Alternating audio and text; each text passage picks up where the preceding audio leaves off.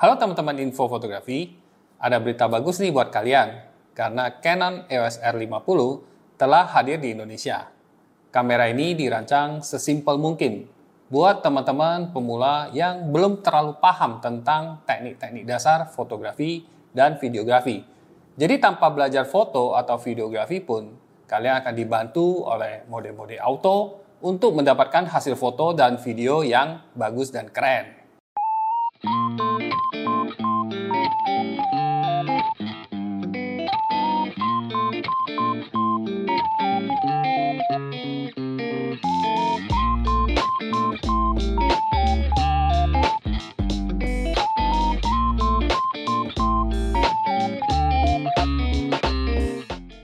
R50 ini adalah kamera mirrorless dengan sensor APS-C dengan resolusi 24 megapiksel. Sekilas mirip sekali dengan Canon EOS M50. Tapi teman-teman tidak bisa memasang lensa M ke R50 karena kamera ini memiliki mounting yang berbeda. Sesuai dengan namanya, Canon R50 ini bisa dipasang dengan lensa-lensa Canon RF atau RFS. Seperti di era kamera DSLR, kan ada lensa EF dan EFS. Kita bisa beli Canon R50 ini dengan paket lensa kit. Lensa ini berjarak fokal 18-45 mm. Fisiknya itu sangat ringan dan ukurannya compact. Desainnya collapsible, sehingga saat kita tidak memakainya, tidak makan tempat. Setelah mencoba beberapa hari dan untuk memotret beragam subjek, saya merasa kamera ini sangat cocok untuk pemula. Karena memiliki beberapa mode otomatis yang boleh dibilang itu pintar ya dalam mengenali berbagai subjek dan skenario. Kamera ini juga ditujukan kepada content creator seperti YouTuber, vlogger pemula, dan untuk video tersedia berbagai mode yang membantu. Yang spesial adalah mode close-up demos, yang mana kamera akan fokus ke subjek yang dekat dengan lensa secara otomatis. Kita tidak perlu menutup wajah kita dengan produk kita lagi saat mereview atau memperagakan sesuatu. Seperti yang teman-teman saksikan, autofocus kamera berjalan dengan mulus dan baik dan bisa mendeteksi subjek berupa produk yang diperagakan. Hanya saja saat mata subjek tidak terlihat jelas, seperti tertutup atau kepalanya menunduk, autofocus kamera kadang-kadang bisa kehilangan fokus. Tapi biasanya kalau matanya kembali terlihat, maka autofocus akan cepat mengunci ke wajah atau ke produknya kembali.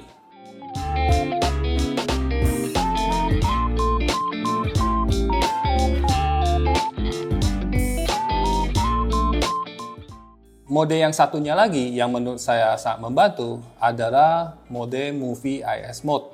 Cocok banget untuk membuat vlog di luar ruangan. Kamera akan berusaha untuk menstabilkan gerakan tangan yang bergerak.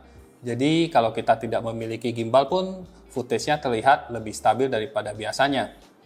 Kamera ini nggak ada built-in stabilization di body, tapi adanya di lensa. Dan untuk perekaman video, ada dua tingkat electronic stabilization yang kita bisa pilih, yang biasa dan juga yang enhance. Bedanya kalau yang enhance akan terkena crop yang cukup dalam. Jadi kalau vlog pakai tangan itu agak terlalu dalam cropnya. Menurut saya perlu lensa yang lebih lebar sepertinya.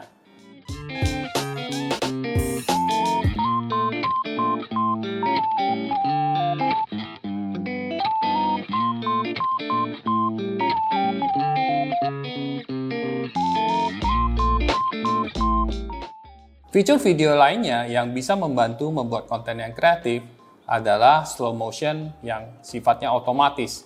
Di R50 resolusi maksimum adalah Full HD dengan pelambatan 4 kali maksimum, yaitu 100 atau 120p.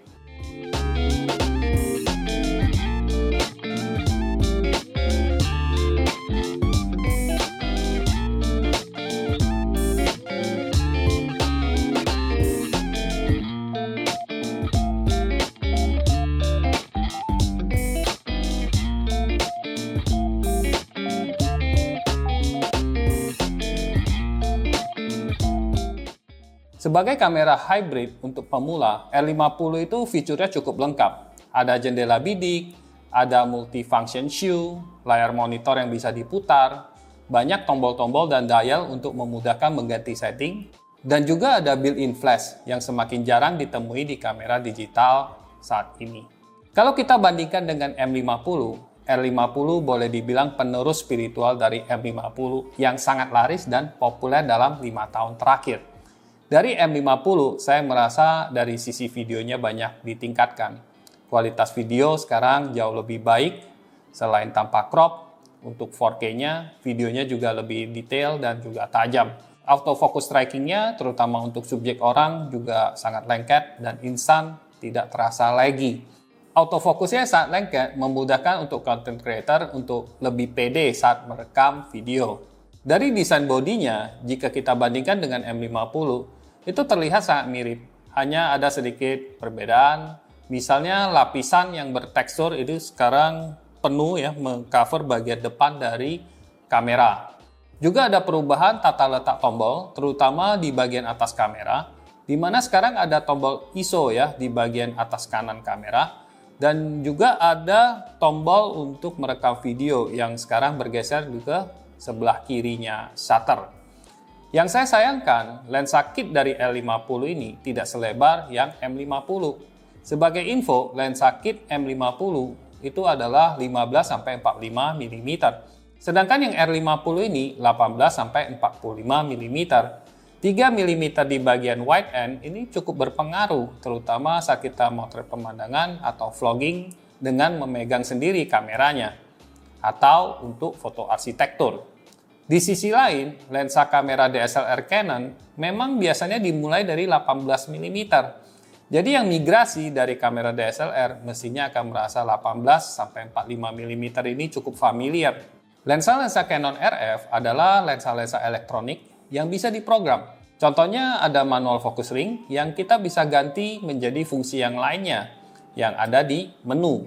Supaya berfungsi, pertama-tama kita harus ganti dulu fungsi manual focus ring jadi control ring di dalam menu dan kemudian baru kita tentuin fungsinya apa.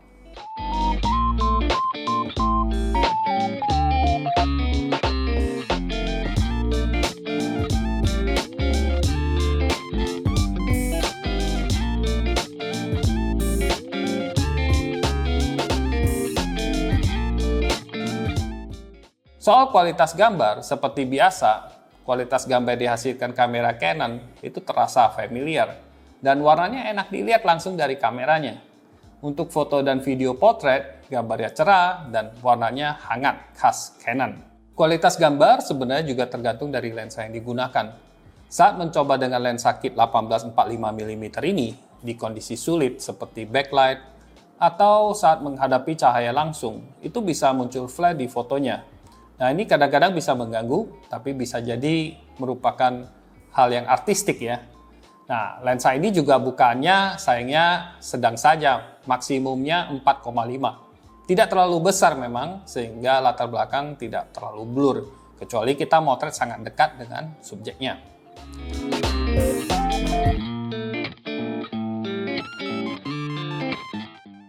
Dalam review ini, saya sering menggunakan mode auto, khusus dari kamera, yang namanya Creative Assist. Ini simpel sekali dan bisa langsung menghasilkan foto yang pas terang gelapnya maupun warnanya. Di kondisi yang sulit seperti kontras tinggi, mode Advanced Auto Plus itu bisa membantu.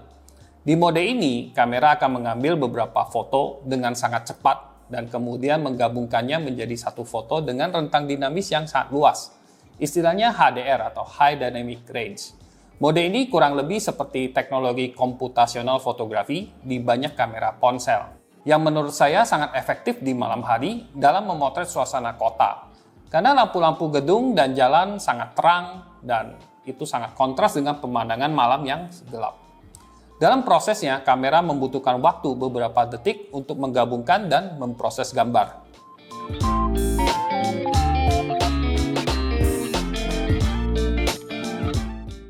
Untuk foto backlit yang sangat parah, kamera pemula ini punya built-in flash yang menurut saya cukup membantu. Kita tinggal naikkan saja dan dia akan menyala untuk menerangi subjek foto. Menurut saya ini cocok buat foto potret pemandangan sebagai main atau fill-in light di kondisi cahaya yang gelap. Sebagai kamera pemula dengan desain yang compact, tentunya fitur-fitur R50 ini tidak selengkap kamera yang profesional. R50 ini menggunakan baterai yang kapasitasnya relatif kecil. Tapi bukan yang kecil sekali. Baterainya cukup untuk sekitar 300-an foto. Untuk yang senang merekam video, tentunya perlu baterai cadangan untuk merekam seharian. Kamera ini juga hanya memiliki satu slot SD card dan buffer size-nya atau nafas kameranya cukup terbatas, sehingga saat kita foto berturut-turut dengan cepat, kamera akan melambat lebih cepat daripada kamera yang kelasnya lebih tinggi. Wajar sebenarnya karena jika kita perlu kamera yang berkinerja lebih cepat dengan buffer yang lebih lapang dan bodi yang lebih tangguh, ya ada pilihan kamera Canon EOS R yang lainnya. Yang perlu dikembangkan Canon selanjutnya, menurut saya adalah pilihan-pilihan lensa lebar untuk APS-C. Misalnya 10-22 mm, karena untuk vlog atau foto pemandangan yang luas, sangat dibutuhkan perspektif ultra lebar. Selanjutnya, multifunction aksesoris, terutama flash yang terjangkau dan compact, juga sangat dibutuhkan. Mengingat shoe yang ada di kamera ini tidak ada pin tengahnya, jadi kita tidak bisa sembarangan menggunakan flash lama atau aksesoris dari pihak ketiga yang mengandalkan pin tengah untuk memicu flash. Saat ini aksesoris yang tersedia untuk multifunction Canon yang baru ini, yaitu ada stereo microphone dan wireless trigger ST-E10. Saya pribadi senang Canon terus berinovasi dan meningkatkan kualitas kamera pemulanya. Canon R50 ini memiliki fitur yang lengkap dan mudah digunakan untuk foto dan videonya. Adanya Creative Assist dan Advanced Auto Plus memungkinkan kita untuk motret dengan santai, tapi hasilnya bagus, tanpa repot untuk belajar teknik fotografi dan editing. Bagi yang cukup mahir mengoperasikan kamera, tapi kadang pengen cepet-cepet juga, ini mungkin terbantu juga dengan mode autonya R50 ini. Secara desain, fitur kamera ini tidak banyak yang dikurangi dari fitur yang lebih canggih. Misalnya, tetap ada built-in flash dan juga jendela bidik yang di kondisi tertentu menurut saya sangat membantu fotografer. Secara keseluruhan, saya menilai kamera Canon EOS R50 ini cocok buat teman-teman yang sedang mencari kamera pemula untuk foto maupun video yang mudah digunakan dan juga bisa menghasilkan hasil gambar yang bagus tanpa ribet. PT Datascript selaku distributor tunggal produk Canon Indonesia telah meluncurkan Canon R50 dan paket lensanya. Bagi teman-teman yang ingin tahu lebih detail tentang ketersediaan dan juga harga paketnya, silakan periksa di deskripsi di bawah. Mudah-mudahan review ini bisa membantu teman-teman dan sampai jumpa lagi di video review berikutnya. Oke, bye-bye.